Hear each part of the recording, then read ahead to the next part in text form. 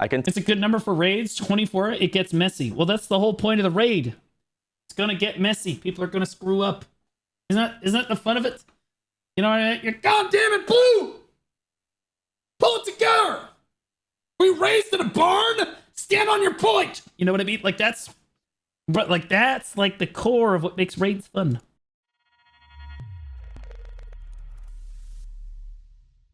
Let's see what Tico has to say about the game. I looked at that briefly. I glanced at this. 274 downvotes to 618 upvotes. Okay, so a little bit controversial. What's up, gamers? Welcome back to Tico Talks Throne and Liberty. My name's Tico, and I'm the Globalization Design Manager at Amazon Games for Throne and Liberty. Let's jump into today's topics. Let's start by addressing performance improvements, which I know has been a concern for many of you. We've been implementing incremental changes over the past several weeks to boost overall game performance. Okay. That's, all right, whatever. Like, game performance is good and everything, but I'll be honest with you, I think the Throne runs fine. It runs fine. Yes, it's always good that they're working on like game performance and stuff. That's great. But let's be honest, that's not what we're all here for. That's not what we really care about. Yeah, this is great. We're getting 10 more FPS. Sweet. Who cares? I'm happy to share that on June 26th. Throne runs like hot dog shit sometimes. Again, you've never played Black Desert, but I assure you that the difference between this person and this person in BDO is about half a health bar worth of damage. You don't understand performance issue until you understand that FPS equals DPS in some of these other MMOs. Okay? In Throne, yeah, you got some performance issues. Yeah, the game can crash and stuff, but like, let's be honest, if somebody's running with a 50-90, they're not necessarily going to outrun you as hard as, like, you know, if you're running on console, right? It is what it is. We're rolling out one of our biggest optimization updates yet, which should significantly improve FPS performance throughout the Talandre region. This is just one RTX 2070? Nice. A 2070 is pulling 70 FPS in 2025? Oh? I got a 2080 upstairs. I'm like, bro, it's like shelved. It's like a relic. You know what I mean? I put it on the shelf next to the M1 Grand, which was used in World War II. Like, straight up. One step in our ongoing efforts, and performance optimization remains one of our team's top priorities throughout the summer, and we'll continue making improvements. Today, I want to give some focus and speak directly to our PvP community. That's the entire community. I love you, Tico. That's everyone. There's no one playing. Let's just lift the veil here. There's no one playing Throne of Liberty that's like, God, I hate PvP. No, that's not how it works. They're all PvPers. That's literally everybody. The casual, the PvEers, no, they're done. They dumped the game forever ago. Again, all of the end game of the game is all PvP. We are the community. We are what's left. This is the face. This is what we look like. Welcome. We're also crazy. We hear you, and we're actively developing more PvP options for you to enjoy the aspect of the game you love most. Okay. While we're still finalizing details for several changes coming this summer, I can share some of our upcoming changes. On June 26th, when the current arena season ends, we're launching a special one-month event featuring a Battlegrounds? 6v6 arena format. Okay. All right. Okay. So 6. Okay. Do you know why the best in guild tournament is 48v48? Because that's the perfect. You need to look at Blue and ask Blue, hey Blue, why did you choose 48 players? Well, that's because guilds can pull 48 players on a very consistent basis, and there's a balance of like performance optimization where people aren't like crashing all the time, and also, you know, having a large scale enough presence that, like, you know, it still feels like large scale PvP. That happens somewhere around 30 to 48 players. 36 felt like a little low, so we went with 48. In a Battlegrounds format, if you want to do small scale PvP for Throne, people don't want to do 6v6. I'll be honest with you. When you get down to the 1v1 PvP, the combat of this game blows chunks. I'm just going to be honest. Okay, 1v1, no one cares. 6v6, no one really cares unless it's part of a greater format. Okay, people want 12v12, where you have 2 statics and 2 statics, because, again, being able to manage multiple things as a player, like, let's be honest, like, you look at the tab target. Look, it's a tab target. You don't have much going on your bar. You have like 9 skills going on your bar, and of those skills, you know, you use them, whatever. The thing that makes the combat engaging is having to manage your positioning in relation to other players. If you have a small amount of players present, it makes that positioning matter a whole lot less. And positioning doesn't get punished as much. So the PvP doesn't feel as rewarding as if you increase the amount of PvPers. So the lowest format of PvP that people are really going to want in Throne is about 12v12. Furthermore, I think that in order to fix their open world, like their Riftstone, Boonstones, Riftstones and Boonstones should not all be 70 versus 70. It should be, some of them are 24 versus 24, some of them are 36 versus 36, some of them are 48 versus 48, and some of them are 70 versus 70, right? Like the really good ones could be 70 versus 70. But you need to give an opportunity to the weaker guilds, the guilds that are just forming, to like, hey guys, we've got like 4 statics of people. Let's go drop on this Riftstone, see what we can do, right? Because we might not be able to compete on the 70v70 against these big guilds like Supple or Tyr or whatever, or in this case, Kaunashi, the alphas. But like, we might be able to compete on the smaller stones, right? And also, guilds don't want to always have to pull all of their members to every single fight. And this is an important aspect that I think that Throne overstresses its guild members. So like, sometimes you feel like when the game is hot and doing a lot, members feel overstressed to show up for stuff because you got Riftstones, Boonstones, conflict bosses, siege, and everything else, inner server, and everything else in between, right? It's just too much. It's too much, right? If you only have to pull 36 people a day, well then as a member that takes the onus off. Yeah, you feel like you want to still keep logging in and grinding, but if you miss a day, it's not necessarily the end of the world. Somebody else can pick up that mantle and show up for you, right? So like having smaller cap on those stones helps with your optimization. So you get fewer optimization complaints. It keeps it at a level that Throne does really well, which is scale, like with a lot of people, right? And then it makes it really fun for guilds. It doesn't burn people out. That's the way that Rift and Boonstone should be approached in the near future. As far as conflict bosses go, I'm just going to go ahead and give my whole spiel on this. I said at the beginning, the portals just won't work. Ultimately, what happens is everybody cannibalizes themselves. So guys, I'm going to give the quick rundown because I've done this many times. I'm sorry if you've heard this before.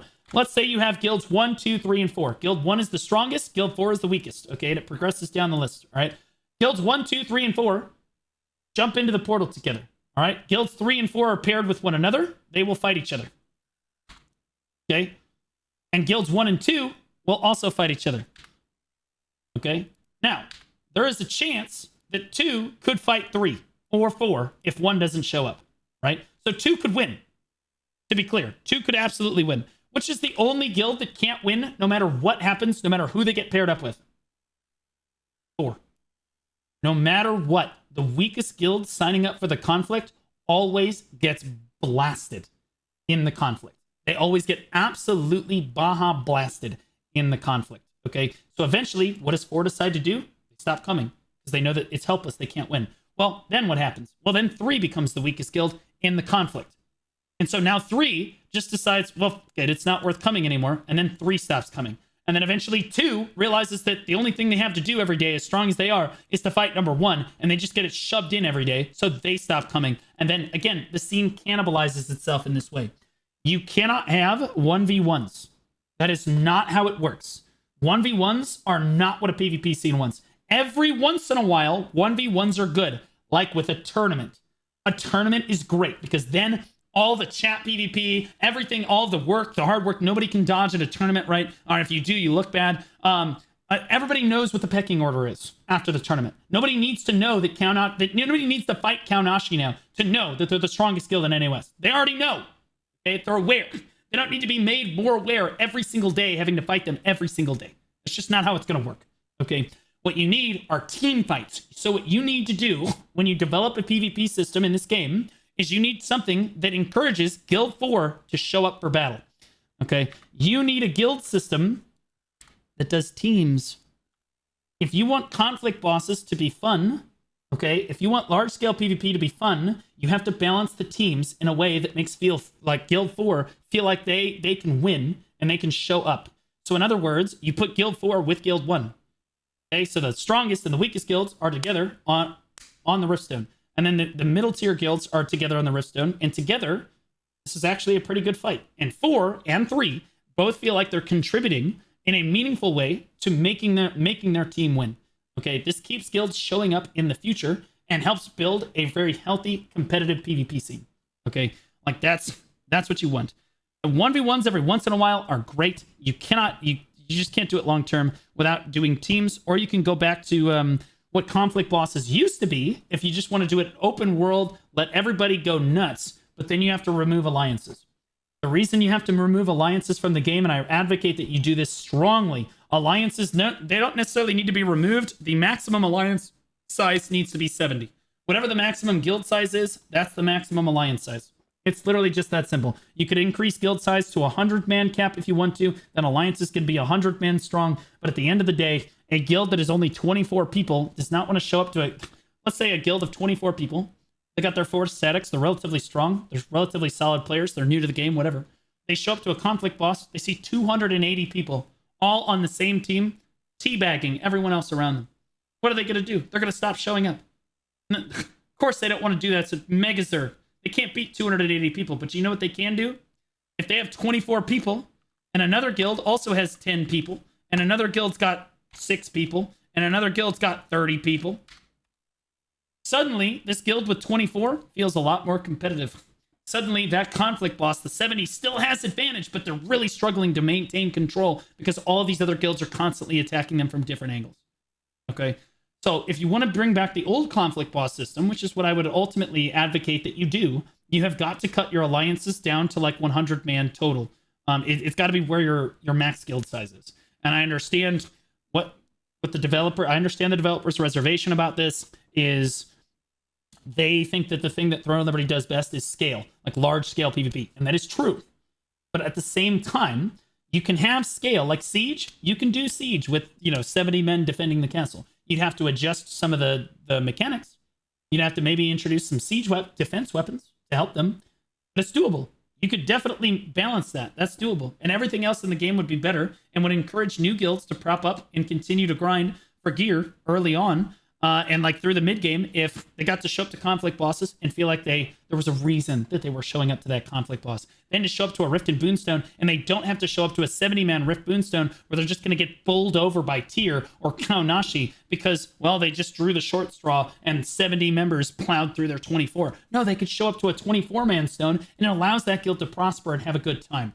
That's the ways that I think that Throne could improve its large-scale PvP systems. Now, as far as 6v6, I think it's really cool that they're going to do this 1 month long event.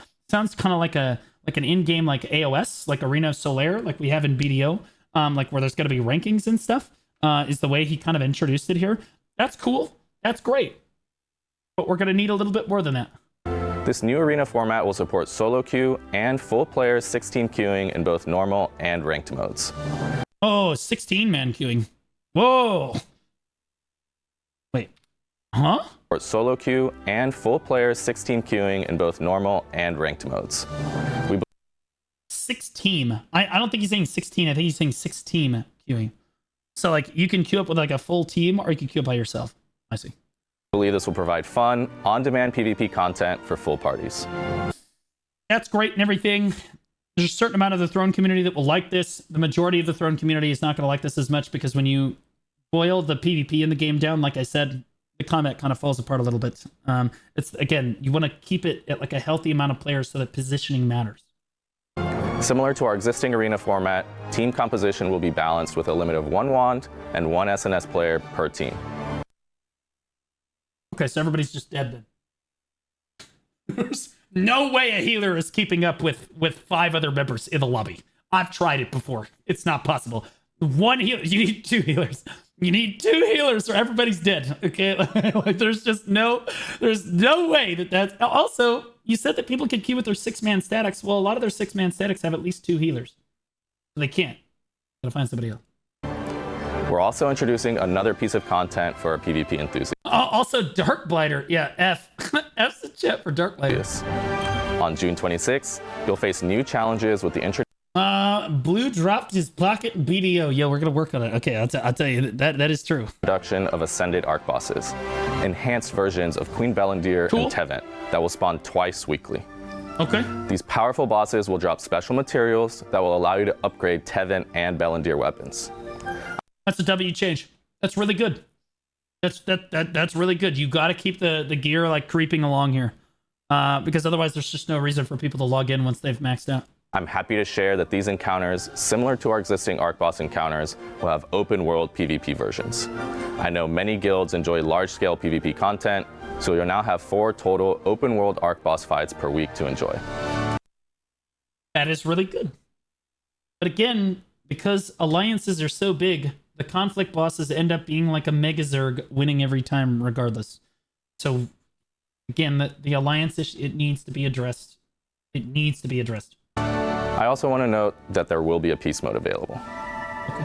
Finally, also on June 26th, And because there's a peace mode available, no one's going to show up to the conflict one unless they're in the best guild. I'm just saying. we're implementing important balance adjustments to address the current meta.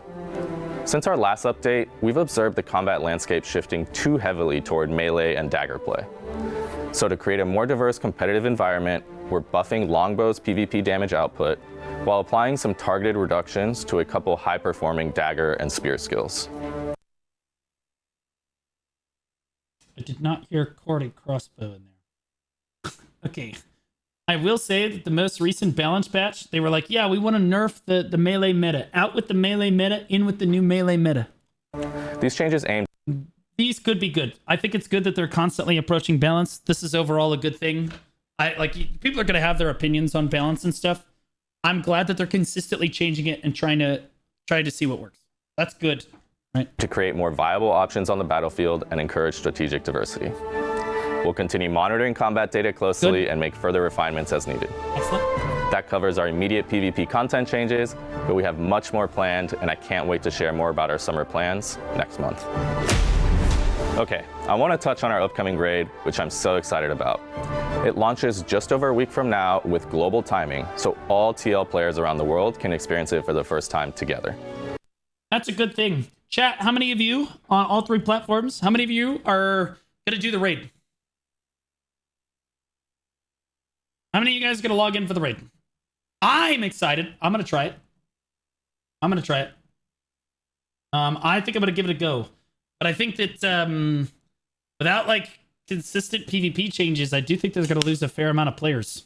I think that the raid is a really good thing for Throne. That is a step in a huge W direction. Because again, the thing that Throne does really well is scale. It's like, bro, you bring like a 20, even 40-man raid into this, bro, it could be giga. It could be absolutely giga. It could be so cool. That would be sick. I've never gotten to do a raid before in any MMO. Even in Classic WoW, I didn't get to raid.